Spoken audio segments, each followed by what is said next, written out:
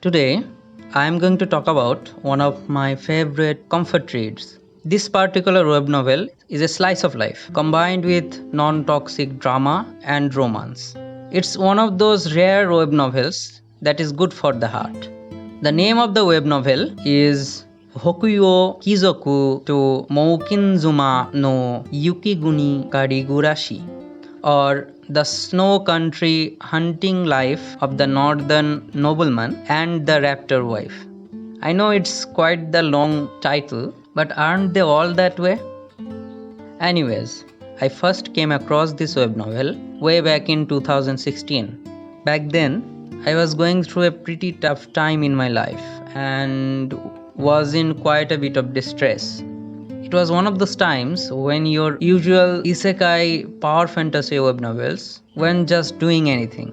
And then one day I found this web novel. It was a relatively small one with just 4 volumes and a few side stories. And the translator was still in the process of translating it. Anyways, I started to read and slowly sank into my pillow as the story progressed.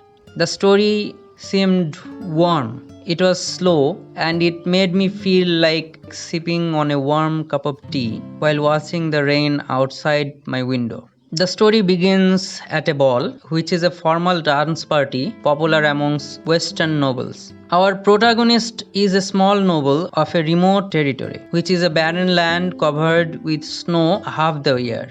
In the aristocratic circle, he is called the snowman of the borderland for his uncommon silver-white hair and the harsh cold weather of his territory. He is participating in this ball to look for a wife. But alas, it was proving to be quite difficult, as there weren't any women who would move to such a territory. He is a person with quite the unique set of circumstances.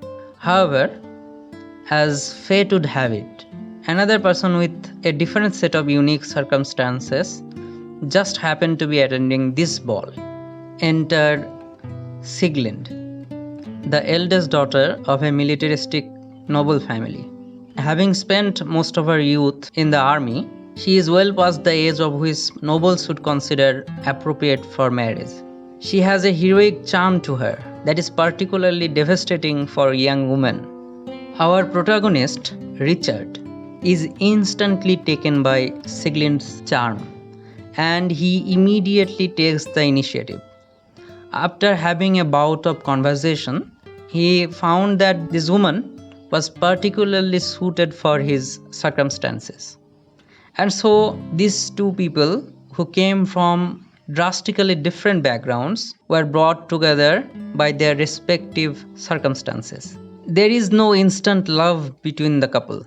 The romance is fairly slow. They take their time building trust and mutual respect that turns into a warm and sincere familial relationship. Richard is gentle, kind, caring, and thoughtful. He is not a fighter, but he is not a coward or indecisive.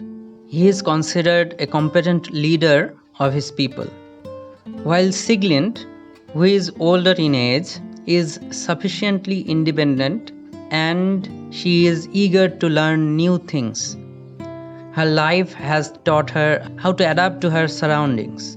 This is a relaxing story about two people who come together because one offers something the other needs and slowly transforms their relationship from partners to friends and then to lovers. Both of them are kind, understanding, and respectful towards each other. The story depicts a very positive view of romantic relationships. The side characters are developed well enough to keep the story interesting. The author uses the side stories to make every character, even the background characters, seem like real people with their own motivations and unique personalities. The character interactions are a joy to read, as there are no huge conflicts, plot twists, or those ridiculously dumb misunderstandings that last throughout the whole story that could have been solved with just one simple conversation. And even if there are complications, they are solved pretty easily. Another highlight of this web novel is the way the author describes the lifestyle of the nomadic people living in such a harsh environment. The author is very detailed in their work, describing the cultural processes of hunting, cooking, and craftsmanship. The amount of research that went into writing this story is quite apparent.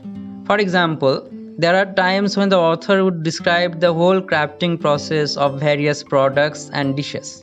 And it gives you a feeling that you are sharing an experience rather than just reading a story. This might be a fluffy story that's calming to read, but it's not for everyone. Many readers probably won't like how simple and slow this is. Many may even find it quite boring. However, they would be missing the point. This is a story you don't read unless you are in the right mood. I always come back to this novel when my mind feels heavy and my heart feels bitter. It gives me a feeling of a warm ray of sunshine after a day of gloom. So, if you are in the right mood, I highly recommend you read it. That's all for the review. If you like my work, please like, comment, share, and subscribe to the channel. Stay safe and healthy till we meet in the next video. Thank you.